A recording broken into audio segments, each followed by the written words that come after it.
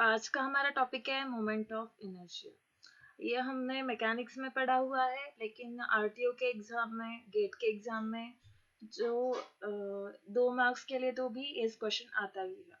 Gate में भी पिछले 2-3 साल से मोमेंट ऑफ इनर्शिया निकालने के लिए, सेंटर ऑफ ग्रेविटी निकालने के लिए या सेंट्रॉइड निकालने के लिए कोई ना कोई क्वेश्चन आते ही है। इसलिए हम ये टॉपिक देख रहे हैं।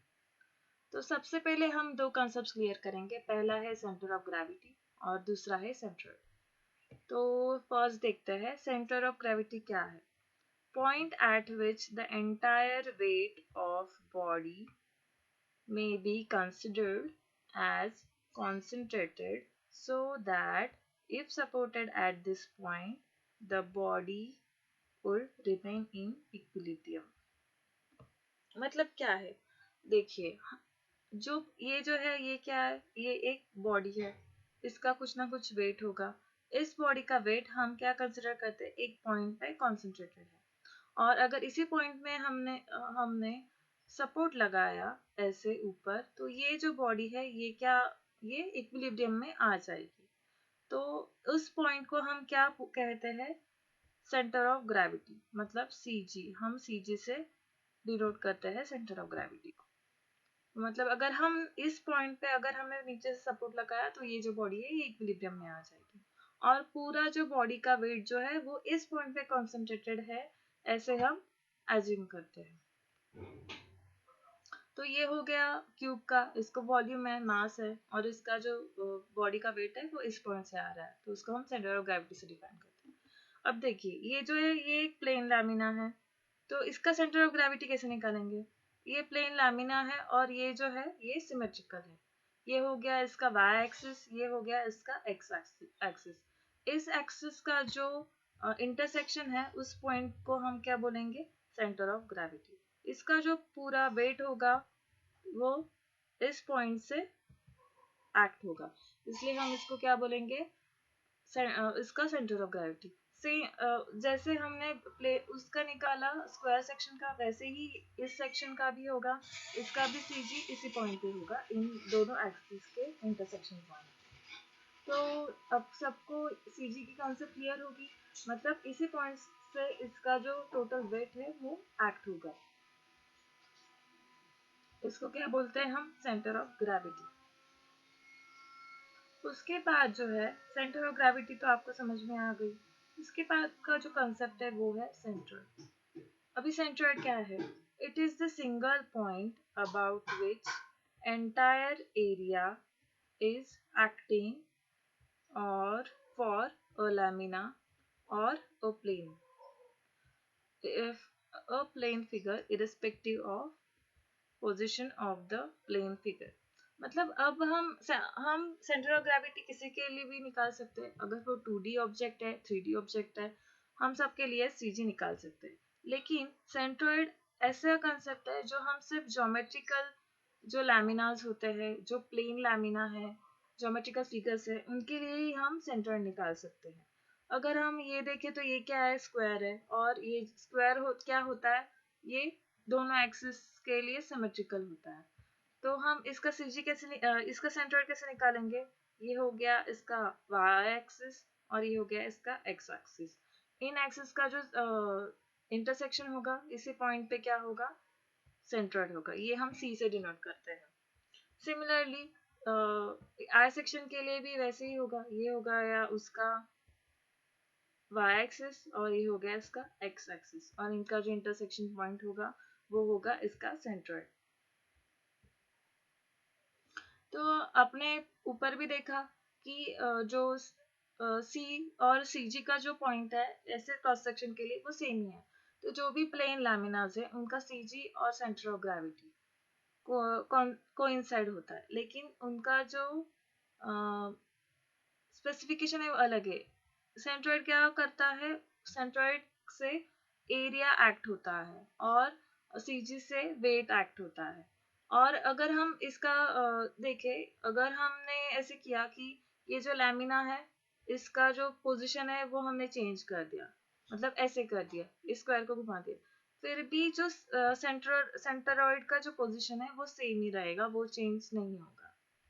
तो यहाँ पे जो इन्होंने दिया है कि irrespective of the position of plane figure, मतलब हमने अगर इसको रोटेट भी किया, कुछ भी किया, तो भी जो सेंट्रॉइड का पोजीशन होगा वो सेम ही रहेगा। उसके बाद जो है ये जो सेक्शन देख रहे हैं वो सेक्शंस क्या है, ये जो सेक्शंस है वो सिर्फ एक ही एक्सिस पे सिमेट्रिकल है। जैसे ये सी सेक्शन है, आपने सी सेक्शन देखा ही होगा, तो वो सिर्फ इस एक्सिस को सिमेट्रिकल है। तो अब इसका सेंट्रॉइड कहाँ पर आएगा, इसका सेंट्रॉइड ये जो अपना एक्सिस है इसी एक्सिस पे आएगा, लेकिन कहाँ आएगा वो हमें कैलकुलेट करना पड़ेगा उसके एरियाज लेके। सिमिलरली फॉर ट्रायंगल, ये जो है सिर्फ इसी एक्सिस को सिमेट्रिकल है, तो उसका भी जो सेंट्रॉइड आएगा वो कहाँ पर आएगा, वो भी इसी एक्सिस पर आएगा, और ये जो निकालेंगे हम वो इसी एक्सिस पे निकालेंगे। तो हम कैसे निकालेंगे वो हम देखते हैं। ये देखिए इसका जो आएगा सेंट्रॉइड वो इसी एक्सिस पे आएगा, तो वो कैसे निकालेंगे ये हम देखते हैं। अब हम देखते हैं कि हम सेंट्रॉइड कैसे कैलकुलेट करते हैं। देखिए ये बॉडी है और इसका जो एरिया है वो ए है। ये जो बॉडी है इसका जो एरिया है, टोटल एरिया, वो ए है, और हमें इसी बॉडी का सेंट्रॉइड फाइंड आउट करना है। तो हम एज्यूम करते हैं कि इसका जो सेंट्रॉइड होगा वो इसका एक्स कोऑर्डिनेट एक्स बार होगा, वाई कोऑर्डिनेट जो होगा वो वाई बार होगा। तो देखिए ये है हमारा एक्स बार और ये है वाई बार, ये हमें फाइंड आउट करना है। तो ये हम कैसे फाइंड आउट करेंगे, ये जो बॉडी है इसका टोटल एरिया ए है, हम इस टोटल एरिया को A1 A2 A3 इस ऐसे एरियाज में डिवाइड करेंगे। ये हो गया A1, ये हो गया A2, ये हो गया A3,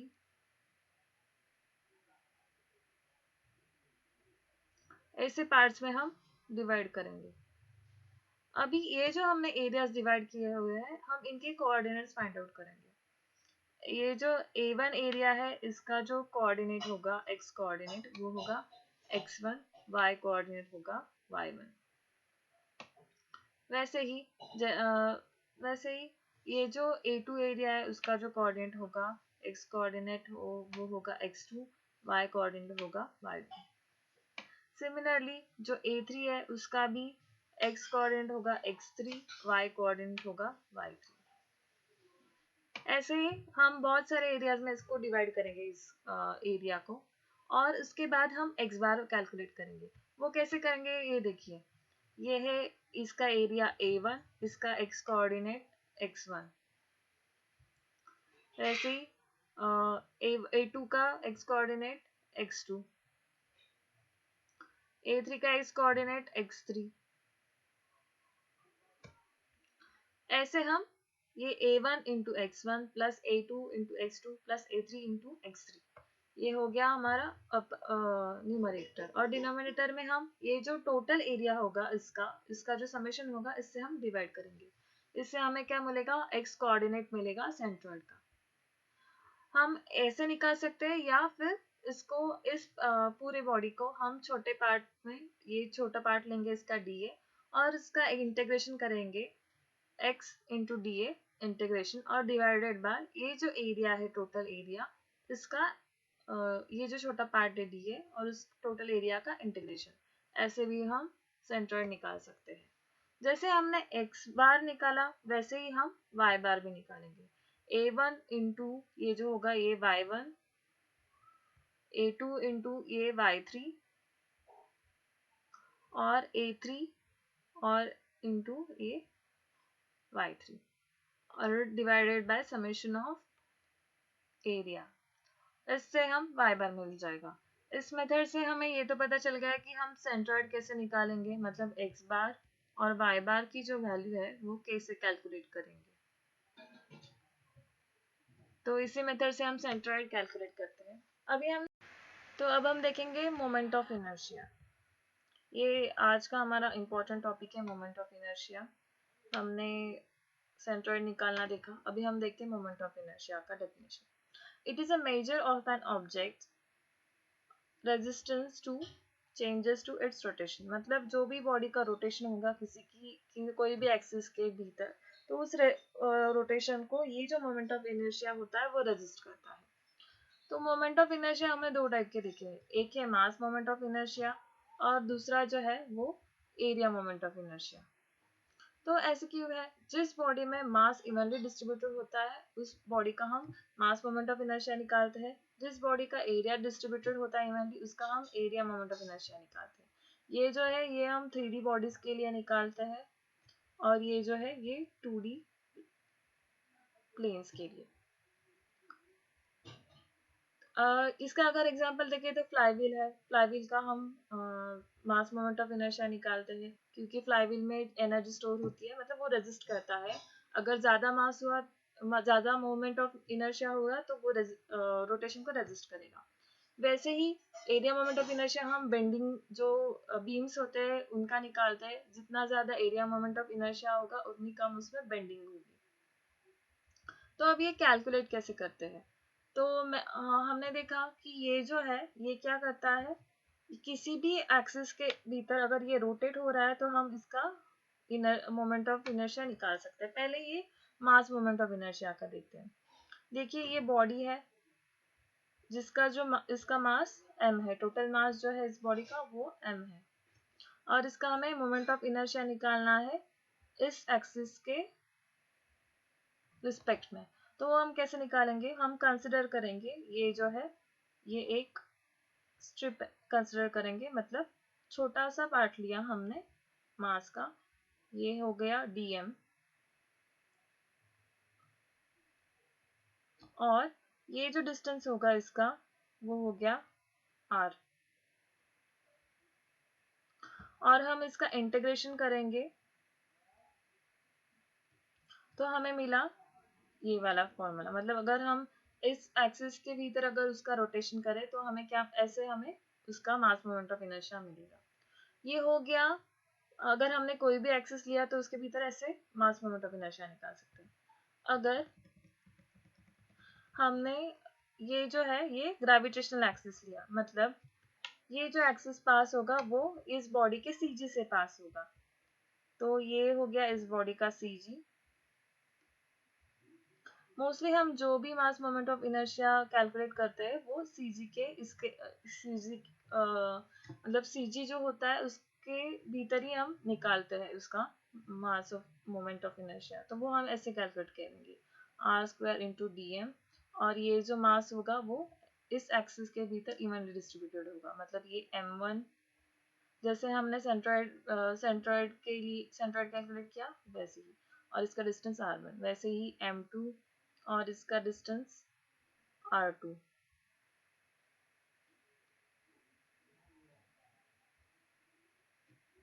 तो इससे हमें इसका मास मोमेंट ऑफ इनर्शिया मिल जाएगा। उसके बाद हम देखते हैं एरिया मोमेंट ऑफ इनर्शिया, तो वो हम कैसे निकालते हैं। प्रोसीजर तो सेम ही है लेकिन फिर भी देखते हैं। ये जो है ये हमने एक एक्सिस लिया, इसके भीतर हमें इसका एरिया मोमेंट ऑफ इनर्शिया निकालना है। तो यहाँ पर हमने क्या लिया था, हमने मास ए किया था, मतलब छोटा सा मास कंसिडर किया था। यहाँ पे हम ये डी ए इसका छोटा सा एरिया कंसिडर करते हैं और ये हो गया डी ए और इसका जो डिस्टेंस होगा यहाँ से ये होगा r। अगर हमने इस एक्सिस के रिस्पेक्ट में इसका रोटेशन निकाला तो वो कितना आएगा, r square into D A. लेकिन हम जब भी प्रॉब्लम्स देखते हैं तो हमें मोस्टली जो एरिया मोमेंट ऑफ इनर्शिया निकालना पड़ता है वो क्या होता है, वो हमारा जो सेंट्रॉइड एक्सिस होते हैं, मतलब जो सेंट्रॉइड से पास होते हैं। तो ये हो गया हमारा x एक्सिस, ये हो गया y एक्सिस और ये हो गया z एक्सिस। तो देखिए ये है x एक्सिस, ये y एक्सिस और ये z एक्सिस। तो जब हम इस बॉडी को x एक्सिस पे रोटेट करना चाहेंगे तो हमें कौन सा मोमेंट ऑफ एरिया कौन सा एरिया मोमेंट ऑफ इनर्शिया लेना पड़ेगा, ये वाला हमें कैलकुलेट करना पड़ेगा। उसके बाद जब हम ये करेंगे y के रिस्पेक्ट में निकालेंगे, y एक्सिस के भीतर अगर हम मोमेंट निकालेंगे तो हमें ऐसे मिलेगा, x integration x square into D A और पूरे जो एरिया का इंटीग्रेशन। तो ये हो गए फॉर्मूलेज से हम एरिया मोमेंट ऑफ इनर्शिया और मास मोमेंट ऑफ इनर्शिया निकालते हैं। उसके बाद हम देखते हैं कुछ इम्पोर्टेंट जो है, मतलब जो moment of inertia, mass moment of inertia हमको मैकेनिकल का जो पूरा सिलेबस उसमें लगता है वो है। अगर हम गेट का एग्जाम देखें या कौन सा भी एग्जाम देखें, तो ये जो तीन मैंने मास मोमेंट ऑफ इनर्शिया दिए हैं, मोस्टली यही हमें लगते हैं। ये जो है ये सॉलिड डिस्क के लिए है, उसका जो है mr²/2। ये दूसरा सॉलिड सर्कुलर रिंग के लिए, मतलब उसका mr²। इन दोनों के मास मोमेंट ऑफ इनर्शिया में स्टूडेंट्स बहुत कंफ्यूजन करते हैं, मतलब इसका mr²/2 लिख देते हैं, इसका mr²। तो नहीं, जो सॉलिड डिस्क है उसका mr²/2 है और जो रिंग है उसका mr² है, और ये जो सॉलिड बार है उसका ml²/12। मोस्टली ये सब हमें टॉम में लगते हैं। उसके बाद हम देखते हैं ये जो हमने मोमेंट ऑफ इनर्शिया निकाला है, उसके कुछ थ्योरम्स भी है, मतलब हम ज्यादा एप्लीकेशन कैसे कर सकते हैं उसके लिए कुछ थ्योरम्स है। तो एरिया मोमेंट ऑफ इनर्शिया को क्या कहते हैं, सेकेंड मोमेंट ऑफ एरिया भी कहते हैं, क्योंकि वहां पे डी ए इंटू आर और फिर से हम आर से मल्टीप्लाई करते हैं, तो उसको सेकेंड मोमेंट ऑफ एरिया भी बोलते हैं। तो देखिए, फर्स्ट जो थ्योरम है वो है पैरेलल एक्सिस थ्योरम। तो ये थ्योरम क्या है, देखिए ये जो है ये हमारे सेंट्रोइडल एक्सिस है, ये वाई सी हो गया और ये एक्स सी हो गया, ये जो है हमारे सेंट्रोइडल एक्सिस है। और हमें इन यहाँ पर हम यहाँ का जो हम एरिया मोमेंट ऑफ इनर्शिया ये हमको पता है, लेकिन अगर हमने इसी बॉडी को इस y एक्सिस के भीतर रोटेट किया या x एक्सिस के रिस्पेक्ट में रोटेट किया, तो उसका मोमेंट ऑफ इनर्शिया हम कैसे निकालेंगे। तो देखिए, अगर हमने y एक्सिस के रिस्पेक्ट में का जो मोमेंट ऑफ एरिया है, अगर मोमेंट ऑफ इनर्शिया वो अगर हमें मालूम हो, तो हम ये कैसे निकाल सकते हैं। तो देखिए, ये हम x के रिस्पेक्ट में मोमेंट ऑफ इनर्शिया कैसे कैलकुलेट करेंगे। ये जो है हमारा सेंट्रोइडल x एक्सिस और ये जो है उसका डिस्टेंस, और हमें इस एक्सिस के भीतर का मोमेंट ऑफ एरिया निकालना है, मोमेंट ऑफ इनर्शिया निकालना है। तो ये जो है इसका टोटल एरिया, और फिर ये जो डिस्टेंस है इस एक्सिस से वो a इंटू d1² प्लस हमारा जो सेंट्रोइडल मोमेंट ऑफ इनर्शिया है वो, ऐसे हम निकाल सकते हैं। वैसे ही y एक्सिस के लिए होगा, जो हमारा सेंट्रोइडल मोमेंट ऑफ इनर्शिया है वो, और उसका जो डिस्टेंस है एरिया इंटू d2², इससे। तो ये है पैरेलल एक्सिस थ्योरम, ये भी हमें बहुत जगह यूज होता है अगर हमें डिफरेंट एक्सिस में मोमेंट ऑफ इनर्शिया कैलकुलेट करना हो तो। उसके बाद है परपेंडिकुलर एक्सिस थ्योरम। वहां पर हमने देखा था अगर हम एक्सिस पैरेलल लेंगे तो हम कैसे कैलकुलेट करेंगे। यहाँ पर हम देखते हैं कि अगर एक्सिस परपेंडिकुलर हो, दो एक्सिस, तो फिर हम तीसरे एक्सिस पे कैसे फाइंड आउट कर सकते हैं। तो ये हो गया एक्स एक्सिस, ये हो गया वाई एक्सिस, और ये जेड एक्सिस। हमने एक्स एक्सिस पे तो मोमेंट ऑफ एरिया निकाला है, मोमेंट ऑफ इनर्शिया निकाला है, वाई एक्सिस का भी निकाला है, तो जेड एक्सिस का कैसे निकालते हैं। जो एक्स एक्सिस और वाई एक्सिस जो एक दूसरे के परपेंडिकुलर है, उनका जो मोमेंट ऑफ इनर्शिया है वो उनका समेशन जो होगा वो दोनों एक्सिस को जो एक्सिस परपेंडिकुलर होगा उतना होगा, मतलब moment of inertia about X axis plus moment of inertia about Y axis equals to moment of inertia about Z axis. तो इसको हम पोलर मोमेंट ऑफ इनर्शिया भी कहते हैं, और हमें ये टॉर्शन में लगता है, तो फिर ये याद रखिए, और इसको हम आईपी से डिनोट करते हैं। तो ये हो गया है हमारे थ्योरम्स, और ये हम यूज करते हैं moment of inertia find out करने के लिए अलग अलग एक्सिस पे। अब हम टेबल देखते हैं जिसमें डिफरेंट शेप्स के एरिया मोमेंट ऑफ इनर्शिया दिए गए हैं, लेकिन उससे पहले जो नोटेशंस उस टेबल में यूज किए हैं वो देख लेते हैं। एरिया के लिए ए यूज किया गया है, जो हमारे सेंट्रॉइड के कोऑर्डिनेट्स है उनके लिए x बार y बार, जो moment of inertia about x axis y axis है उनके लिए i x i y, जो पोलर मोमेंट है वो ip से डिनोट किया गया है, और अगर किसी का moment with respect to base लिया है या कोई और एक्सिस लिया है तो वो IBB से डिनोट किया गया है। और जो हमारा प्रोडक्ट होता है IX और IY का, उसको IXY से डिनोट किया गया है, उसको सेल्फ प्रोडक्ट ऑफ इनर्शिया कहते हैं। तो अब हम टेबल देखते हैं। तो ये सबसे पहला जो मोमेंट ऑफ इनर्शिया दिया है वो है रेक्टेंगल का। ये इंपॉर्टेंट है, ये सबसे पहले लर्न करना होगा आपको। वो क्या है, BH³/12। ये है, इसका डिमेंशन AH, जो A हाइट है और with respect to X axis है, मतलब ये एक्सिस क्या कर रहा है, इस डिमेंशन को कट कर रहा है। तो इसका जो क्यूब लेना होगा वो उसी डिमेंशन का लेना होगा जो इस एक्सिस को कट कर रहा है। वैसे ही ये क्या है, with respect to Y axis क्या होगा, ये जो डिमेंशन है ब्रेड को कट कर रहा है, तो यहाँ पे HB³ आएगा। तो ऐसे याद रखिए, ये इम्पोर्टेंट है, ये वाला लर्न कीजिए। उसके बाद जो है ट्रायंगल का जो है, ये वैसे सारे ही इम्पोर्टेंट है, लेकिन जो मोस्ट ऑफ द टाइम पूछे जाते हैं वो लर्न ही करके रखिए। फिर उसके बाद ट्रायंगल का आता है, इसका विद रिस्पेक्ट टू बेस भी लर्न कीजिए, ये RTO में पूछा गया था। ट्रापेजॉइड का भी इम्पोर्टेंट है, इसका सेंट्रॉइड निकालने के लिए पूछ सकते हैं। उसके बाद सर्कल का है, सर्कल का पोलर मोमेंट ऑफ इनर्शिया और मोमेंट ऑफ इनर्शिया बेंडिंग और टॉर्शन में हमें लगता ही है। उसके बाद जो है वो हाफ सर्कल और क्वार्टर सर्कल की जो फॉर्मूलीज है, ये वाले, ये हाफ सर्कल, ये क्वार्टर सर्कल। क्वार्टर सर्कल का RTO में पूछा गया है प्रीवियस ईयर के क्वेश्चंस में। ये सारे डिफरेंट शेप्स के एरिया मोमेंट ऑफ इनर्शिया दिए गए हैं। आप इसमें से जितने लर्न कर सकते हैं उतना अच्छा है। और इसका जो PDF है वो मैं डिस्क्रिप्शन बॉक्स में डाल दूंगी। वहाँ पे हमारा टेलीग्राम चैनल का लिंक है, उस पर आप ज्वाइन हो सकते हैं और वहाँ से आपको PDF मिल जाएगी। अब हम एग्जाम्पल देखते हैं जो हमें एक्सप्लेन करेगा कि मोमेंट ऑफ इनर्शिया कैसे निकालना है और सेंट्रॉइड कैसे निकालना है, क्योंकि ऐसे टाइप के एग्जाम्पल्स गेट में भी आते हैं और RTO में भी आते हैं। और उसी से सिमिलर मैंने एग्जाम्पल दिया है जिसमें ये सारे पॉइंट्स कवर होंगे।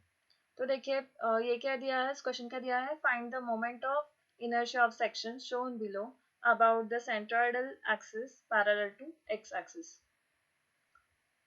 मतलब ये जो X एक्सिस है दिया हुआ, उसके पैरेलल जो हमारा सेंट्रोइडल एक्सिस होगा, उसके रिस्पेक्ट में हमें इस लैमिना का moment of inertia find out करना है। तो ये है क्रॉस सेक्शन, ये है रेक्टेंगुलर क्रॉस सेक्शन है, इसका एरिया हम A1 कंसिडर करते हैं और इसका जो है ये A2 कंसिडर करते हैं। ये कंसिडर कर लिया। तो अभी ये स्क्वायर सेक्शन है, मतलब ये इसका जो लेंथ है वो भी 50 mm है, ब्रेड्थ है वो भी 50 mm है, तो ये स्क्वायर सेक्शन है। तो हमें इससे इसके जो सेंट्रोइडल पॉइंट्स है वो मिल जाएंगे 25, 25। और ये सर्कल है, ये y एक्सिस को सिमिलर है, तो इसका जो x कोऑर्डिनेट होगा वो तो 25 होगा और y कोऑर्डिनेट 37.5 होगा। तो ये तो हमें फिगर से ही पता चल जाएंगे।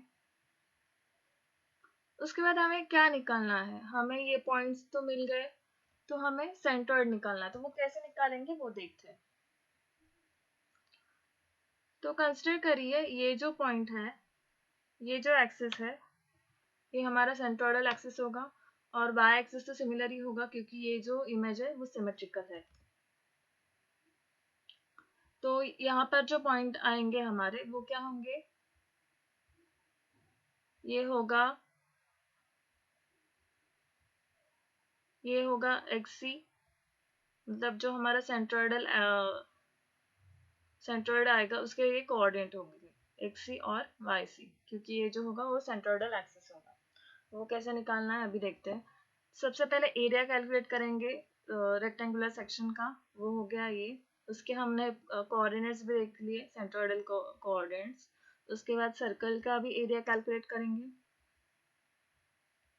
उसके कोऑर्डिनेट्स भी हमने निकाले थे। तो ये तो मिल गए हमें। उसके बाद हमें जो सेंट्रोइडल का फॉर्मूला देखा था जब हमने एक्सप्लेनेशन देखा था, उसका फॉर्मूला क्या था, A1 x1 बार, मतलब ये जो एरिया है वो, और उसका जो x1 है मतलब जो x कोऑर्डिनेट है उसके सेंट्रॉइड का वो -a2 x2 सर्कल का जो एरिया है वो और x2। तो यहाँ पे माइनस साइन इसलिए क्योंकि हमने उस लैमिना से सर्कल का सेक्शन कट किया हुआ है, इसलिए वहाँ पे माइनस साइन है। और एरिया का भी हमने वहाँ पे एडिशन लिया था, यहाँ पे सब्ट्रैक्शन है क्योंकि सरफेस कट हुआ है, और इससे हमें x कोऑर्डिनेट मिल जाएगा। वैसे ही हम y कोऑर्डिनेट निकालेंगे और हमें इसका सेंट्रॉइड मिल गया, मतलब हमें x बार और y बार मिल गए। मतलब ये जो है हमारा x सी कोऑर्डिनेट, ये y सी, मतलब जो है ये है हमारे सेंट्रॉइड के कोऑर्डिनेट्स मिल गए हमें। अभी हमें सेंट्रॉइड के कोऑर्डिनेट तो मिल गए, करेंगे तो मोमेंट ऑफ इनर्शिया हम कैलकुलेट करने के लिए वो भी जो हमारा पैरेलल एक्सिस है वो है एक्स एक्सिस, और उसके रिस्पेक्ट में हमें moment of inertia find out करना है। और हमने जो सर्कल का जो पोर्शन है इससे कट किया हुआ है, इसलिए पहले हमें रेक्टेंगल का मोमेंट ऑफ इनर्शिया निकालना पड़ेगा, और उसके बाद उसमें से जो सर्कल का जो है मोमेंट ऑफ इनर्शिया वो माइनस करना पड़ेगा। उसके बाद हमें ये एक्स एक्सिस के रिस्पेक्ट में हमें मोमेंट ऑफ इनर्शिया मिलेगा। तो यहाँ पर हमने क्या यूज किया है, पैरेलल एक्सिस थ्योरम हमने यूज किया है यहाँ पे, क्योंकि जो सबसे पहले हमें जो एक्स एक्सिस है, मतलब जो स्क्वायर का एक्सिस है, उस पर हमें मोमेंट ऑफ इनर्शिया निकालना पड़ेगा। वो क्या है, bh3/12। ये वैल्यू हमने कहाँ से ली है, जो टेबल हमने देखा था वहां से आप ये वैल्यू लेंगे, और ये लर्न ही कर लीजिए क्योंकि ये लगती ही है।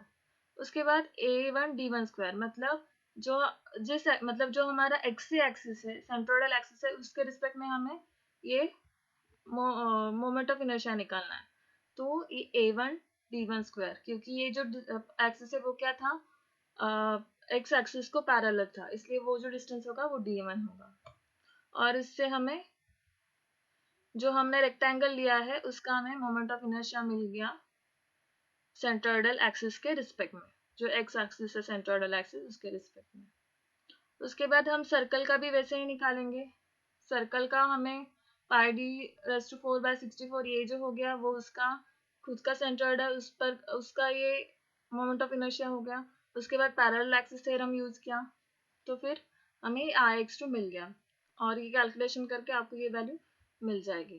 तो हमने क्या किया है, जो सर्कुलर सेक्शन है वो कट किया है लैमिना से, तो फिर पूरे लैमिना का कितना आएगा, Rx1 माइनस Rx2, मतलब ये जो होगा area moment of inertia of वो रेक्टेंगल होगा वो, और माइनस जो सर्कल का एरिया मोमेंट ऑफ इनर्शिया वो, और इससे हमें जो पूरे लैमिना का मोमेंट ऑफ इनर्शिया अबाउट जो सेंट्रोइडल एक्सिस है वो मिल जाएगा। ऐसे ही प्रॉब्लम्स एग्जाम में आएंगे, तो आप ये एग्जाम्पल अच्छे से देखिए। अभी हम जो प्रीवियस ईयर्स क्वेश्चन आरटीओ के एग्जाम में पूछे गए वो देखते हैं, उससे आपको उसका लेवल पता चल जाएगा कि एग्जाम में कैसे क्वेश्चन आते हैं। तो ये देखिए first question, moment of inertia hollow rectangular section having outer depth d and breadth b and dimensions of inner rectangle are depth d and width b about horizontal axis passing through centroid। तो यहाँ पर हमें कौन सा ये use करना पड़ेगा, जो बाहर का जो रेक्टेंगल आएगा, जैसे हमने उस एग्जांपल में किया कि ये देखिए अगर ये रेक्टेंगल है आउटर साइड का और ये इनर साइड का, मतलब ये होलो सेक्शन है, तो पहले हम इसका इनर्शिया निकालेंगे, मोमेंट ऑफ इनर्शिया, और उससे इसका माइनस करेंगे, तो हमें टोटल जो है वो मिल जाएगा। ये हो गया I1, ये हो गया I2। तो सिमिलरली जैसे हमने एग्जांपल पे उस एग्जांपल में देखा वैसे ही इसका करेंगे, उसका जो आंसर आएगा वो क्या आएगा, BD³/12 minus BD³ divide by 12। उसके आगे देखते हैं second question, moment of inertia of triangular section having base 80 mm, height 60 mm, about axis passing through CG and parallel to base is। तो इसके लिए आप वो जो टेबल है वो फॉलो कीजिए, उसमें आपको सारे मोमेंट ऑफ इनर्शिया दिए हुए हैं with respect to base, with respect to CG, सारे दिए हुए हैं। तो उसमें से ये फॉर्मूला है bh³/36, और ये जो कुछ जैसे रेक्टेंगल है, ट्रायंगल है, ये फॉर्मूलाज आप लर्न कीजिए, वो लगते हैं क्योंकि वो लर्न होने चाहिए। तो ये हो गया उसका फॉर्मूला bh³/36, कैलकुलेशन किया और इसका जो आंसर है वो ये आ गया।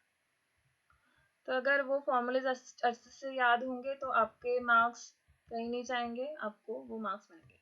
तो ये जो लास्ट क्वेश्चन है वो मैं आपको होमवर्क के लिए दे रही हूँ। तो क्या है, moment of inertia of quarter circle of radius r about x axis passing through centroid is. तो यहाँ पे क्वार्टर सर्कल दिया हुआ है, आप वो टेबल में देखिए क्वार्टर सर्कल का फॉर्मूला क्या है मोमेंट ऑफ इनर्शिया का, और कैलकुलेशन करके इसका आंसर आप कमेंट सेक्शन में बताइएगा। अगर आपको लेक्चर अच्छा लगे तो हमारे चैनल को लाइक करिए, शेयर करिए और सब्सक्राइब करिए, और कमेंट सेक्शन में कमेंट भी करिए, उससे हमें इंकरेजमेंट मिलेगी। अगर आपको कुछ इम्प्रूवमेंट चाहिए वो भी बताइए। तो आज के लिए इतना ही। Thank you.